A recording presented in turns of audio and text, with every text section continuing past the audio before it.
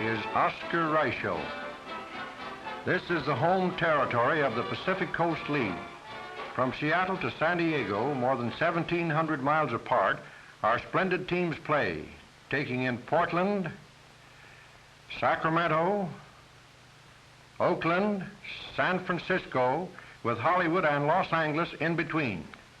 In the top leagues of the East, the American and National, the longest distance is some 900 miles between Boston and Chicago. But our great League of the West regards such spaces as but normal, and to reach the 18 million people in our territory, long jumps from city to city are commonplace. Like the Pacific Ocean, we too stretch along and connect the cities of the entire coast. For 43 years, the Pacific Coast League has been flourishing in this territory. Its president, a gentleman famed in the national baseball world, Clarence Rowland, will tell you more. Baseball fans, I am pleased to present to you, through the medium of this film, an inside picture of our Pacific Coast League. We are now in our most important season, for this is the year in which we have declared our intention to become a major league. And this is the year in which we shall seriously go about proving our point. In this great Pacific area where we play, we have approximately 15 million people, more than enough to bring our league up to the peak in baseball. You will no doubt be familiar with many of the names and faces of the players in this film of our spring training. For those who have not achieved great fame, are on the verge of it. The 1946 season is here, and our clubs are giving you the best in baseball. Let's get acquainted with all the managers in the Pacific Coast League. First, meet Frank Lefty O'Doul. Lefty has taught many players a lot about baseball. The DiMaggio boys, Joe, Vince, and Dominic, all passed through his hands. As manager for 10 years of the San Francisco Seals, he has had outstanding teams. But that isn't strange, because O'Doul is one of baseball's immortal figures.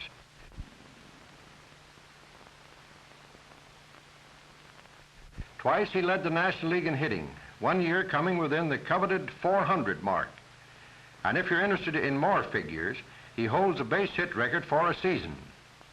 He hammered out 254 hits one year. Lefty's teams are fast and energetic. They take after their manager in this respect, and year after year, they reflect his hustling spirit, and all Pacific Coast League fans know it. Here we have Marvin Owen of Portland. Watch him get that ball to first base with deadly accuracy. He's a real playing manager. He can lead a team, hit and field. And what a great pair of hands he has. This is no easy trick. He can hold 7 baseballs in one hand. If you think this is easy, try it sometime. First, try to get to 7 balls. That's the hard trick.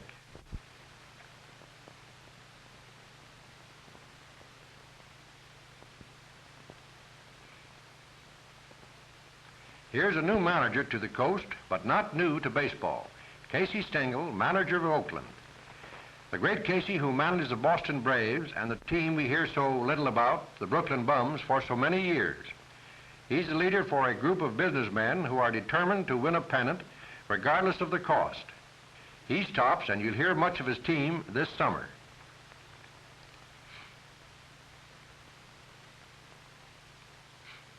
Here's a firebrand, Bill Sweeney of Los Angeles, once a great first baseman, and what a manager. After 6 months' rest, he's practicing up on how to be sweet and gentle to umpires. All right, Bill, stop arguing with that umpire. You know you can't win. That smile is a rare shot, folks. Watch for it during the season. And boy, what a slide. That was done by the one and only Pepper Martin, the fellow who stole the whole show for the St. Louis Cardinals in the World Series of 1931. Here's the third of our playing managers, Buck Fawcett, pilot of Hollywood, a hitter with a lifetime average of over 300, and the manager who plays with so much contagious spirit himself that his own work is reflected in the hustle of his team. He came to the Pacific Coast League from Cincinnati 3 seasons ago, and his play was so outstanding that almost by popular demand he was made manager at Hollywood. This year he has virtually a new team and has made dire threats against the rest of the league. This is Bill Skiff, manager for the past 5 years of the fine teams which Seattle invariably puts into league competition.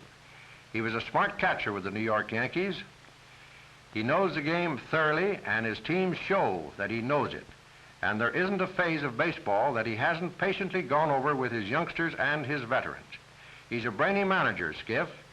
His mind is on one thing, the game he's playing, and he plays those games to the utmost of his ability. Here's another brainy manager, Earl Schiele of Sacramento. He is remembered as one of the game's finest fielding first basemen. The younger element among our Pacific Coast League fans know him as the man who made Sacramento into a fighting team. He's not a firebrand, this fellow Schiele, unless an umpire arouses him. Have you ever wondered how these teams are put together? How they train? How the players are weeded out? Watch. 6 or 7 weeks before the season begins, great squads of players assemble in these towns. Here the various teams have their training camps. Lefty O'Doul and his Seals are arriving in Honolulu. This is the first time the Seals have trained on this lovely island. It was a holiday in Honolulu when they arrived. Thousands saw the players on parade to the City Hall, where the fans and officials gathered to pay them welcome. Following the usual custom of the island, the members of the San Francisco contingent were bedecked with beautiful leis.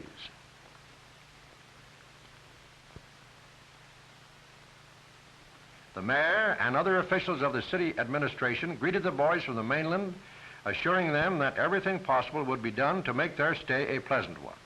President Charles Graham and Mr. Paul Fagan of the San Francisco Club were royally entertained. To show his sincerity, the mayor presented President Graham with a key to the city, which he said was symbolic of the hospitality they could expect while in Honolulu.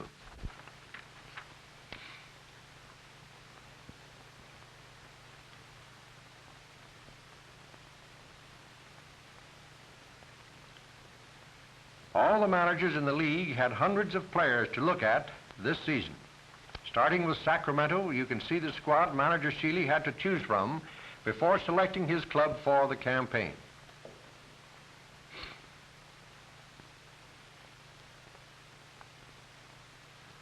Like Schiele, manager Skiff had many men in camp that he had never seen before or had not seen in several years. He had to give each and every one the once-over before making up his mind where to use them. This places a very important responsibility on the manager, for the final decision as to a player's ability rests on his shoulders. Mistakes made at this point may result in the difference between a first or second division team. It takes rare judgment on the part of the manager to select the awkward rookie who will later develop into a valuable player. The same was done by manager Marv Owen of Portland, whose players you see in action in the training camp. After winning a pennant in 1945, Marv worked hard to get his men in shape for the 1946 race.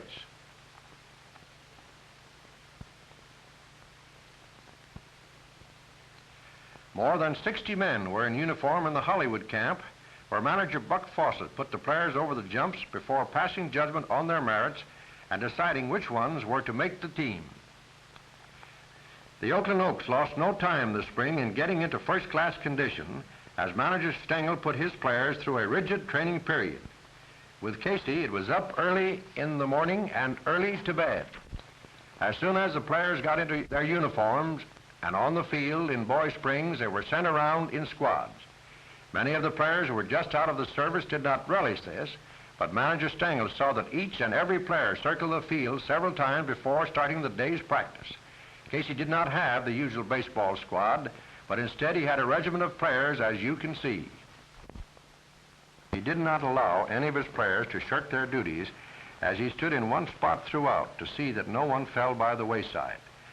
The idea of this system of training, of sprinting and walking, is for the purpose of getting the wind in shape, and this is one of the most important parts of the training period.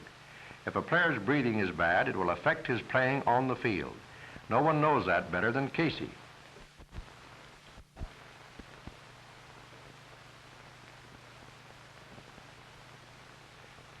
We are in the spacious stadium in Honolulu. Here you see the SEALs in their daily exercise of bending and leg drills. This is Lefty O'Doule's idea of getting his men ready. As he says, you cannot play good baseball without having good, strong legs. And he also declares that you cannot have too much weight around the waist. His boys were pretty lame for a few days after this grind started. O'Doule didn't complain. He didn't take the exercise. His players, however, came back to the mainland in tip-top shape.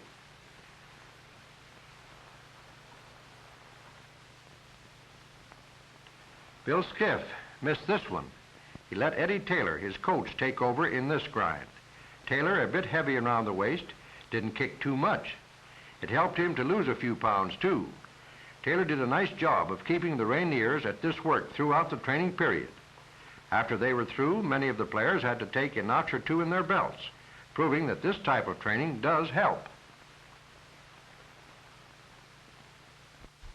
Notice this wrist exercise.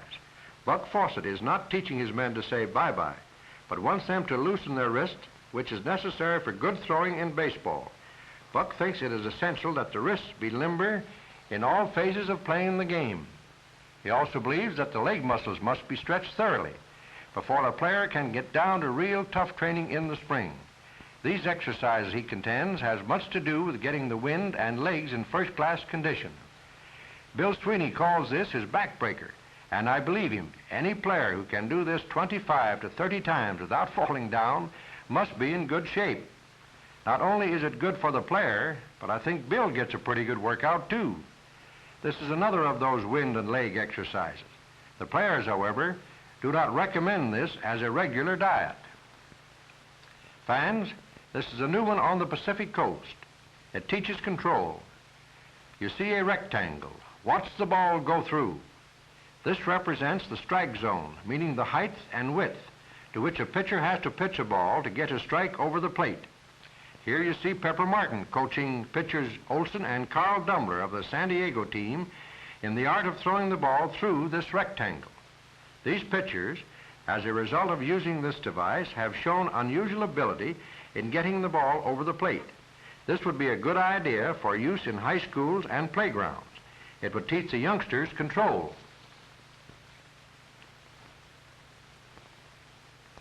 There is much more to spring training than the fans realize.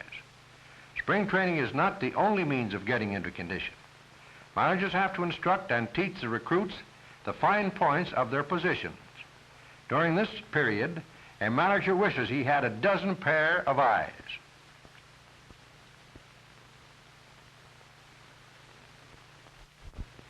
Bill Sweeney of the Angels shows one of his pitchers how to keep the opposition from seeing whether he is going to pitch a curve or a fastball. In other words, the youngster must be taught how to hide his delivery. Work has to be done by the manager in every department. He has to keep his eye on about every man in camp to see whether he is doing something right or wrong. He has to watch his infielders as well as his outfielders. Sweeney has noticed that one of his young first basemen has not yet learned how to shift his feet on taking a throw from the second baseman. Watch how Bill shows him how to do it. Words of advice along this line often are the making of a young ball player. That is, if he will take the advice given by a smart manager and apply it to his work.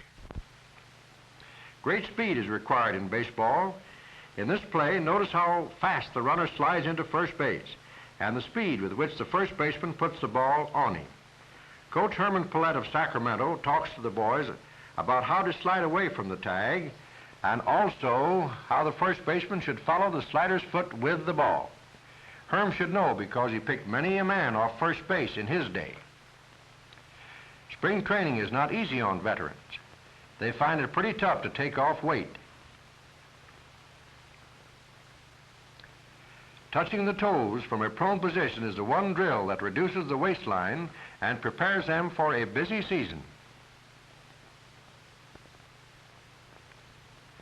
When spring training is over, the individual elements which are being kept for the season are assembled into a team that works, plays, and thinks together. This coordination is essential for success. It is a necessity, incidentally, to have great teams in a league where the attendance last year was well over 3 million and where a larger attendance is expected this year. Players as well as the owners know this and are showing more hustle than they have in years. This determined action makes for a more attractive brand of baseball. The patrons of the game enjoy this aggressiveness and look for it on all ball clubs. We now want you to get a glimpse of some of the old and new players in our league.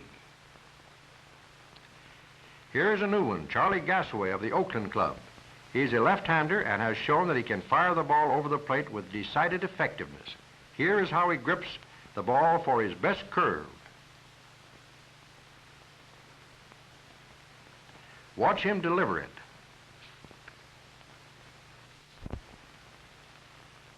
Bill Raimondi, Oakland's first-string catcher. He has been in the league many years and probably is one of the most popular ball players the Oaks have ever had. Les Scarcella is swinging that bat left-handed, and how he swings it for those home runs.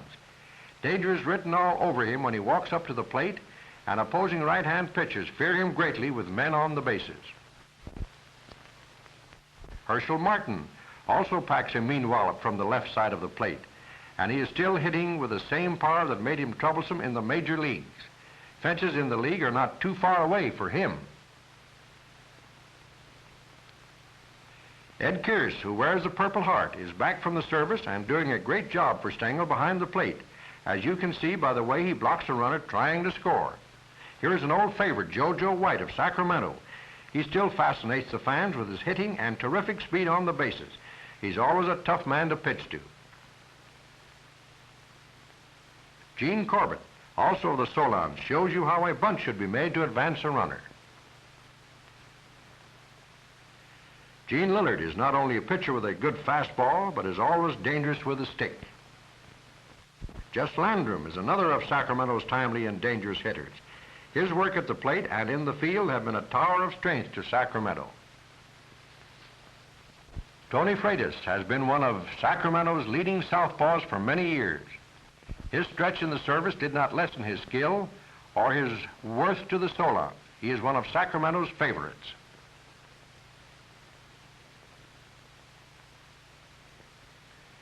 Al Smith is one of the veteran left-handers in the Pacific Coast League and has an assortment of pitches that is not only puzzling to left-handers, but right-handers as well.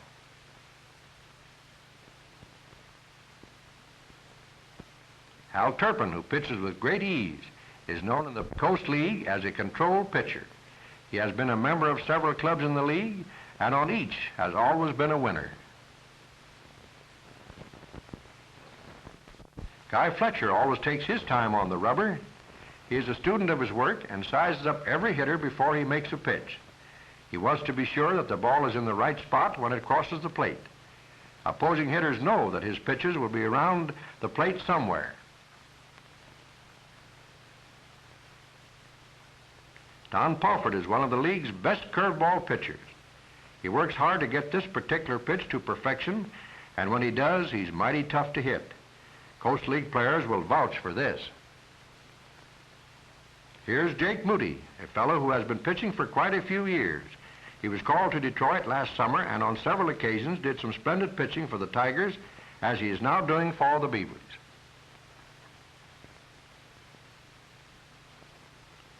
Roy Helster again shows the form that has made him one of the outstanding southpaws in the Pacific Coast League.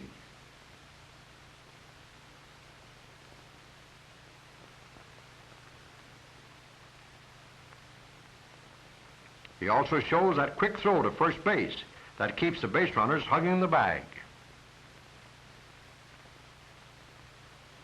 Frank Schoen, in addition to some heavy hitting, has done a lot of fast base running for the Beavers, and we see here how hard he goes into the bag. He comes up smiling, so he must have beaten the throw.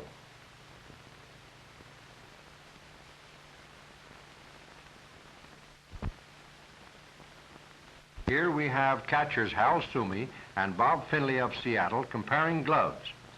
Good workmen must have good tools. Each has a different kind, and each thinks his is the best. That, however, is a matter for individual opinion.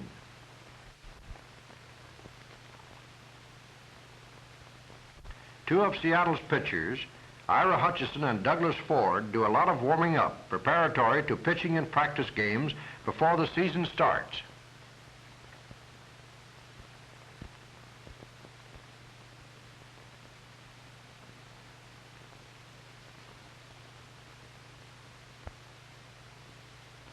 Bill Skiff acquired a speedy base runner when he got Bill Ramsey.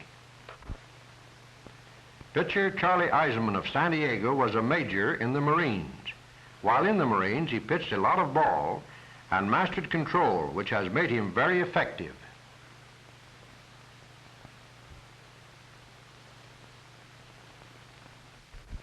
Carl Dummler of the Padres, while not overburdened with weight, is a right-hander that gives the right-hand hitters in the league a lot of trouble.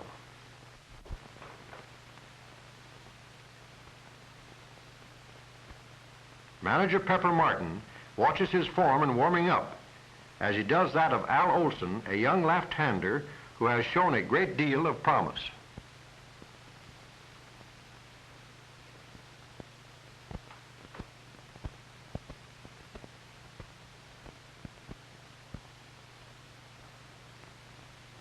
Outfielder Jon Jensen came back from the service to take up where he left off for the Padres 3 years ago.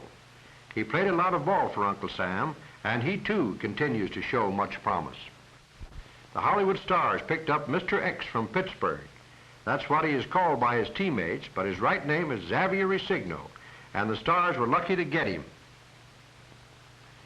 Butch Moran is one of the favorites in Hollywood, not alone for his ability to play first base, but because of his timely hitting. Manny Perez once pitched in Mexico. He says that he wants no more of it and prefers to remain in organized baseball with a chance to go to the majors. One of the assets of an outfielder is his ability to throw. Consequently, they have to do a lot of warming up before a game.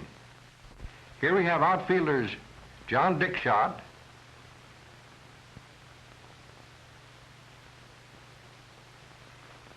Cully Rickard, and Tommy O'Brien getting ready for the game. The Seals were most fortunate in being able to train in Honolulu. After work in the stadium, they were taken to the alluring beach at Waikiki. This was part of a daily routine. What a pleasure it was. In the distance is Diamond Head. You get a glimpse of the beautiful shoreline as well as the luxurious hotels that are on this magnificent beach.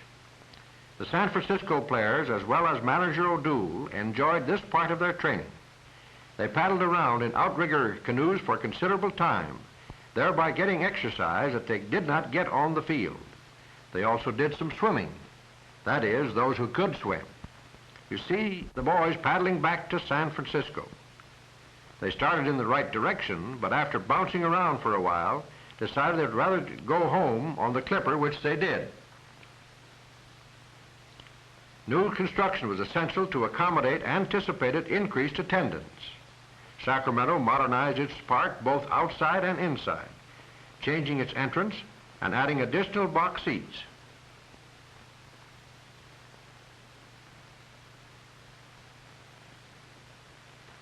Oakland, too, made many improvements in its seating capacity, increasing by approximately 7,500, putting in new bleacher sections in right and left field.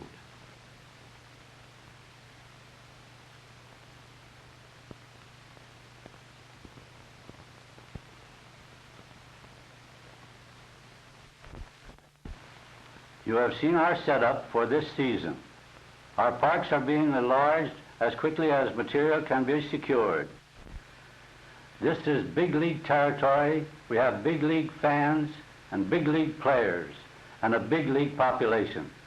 Just watch us go.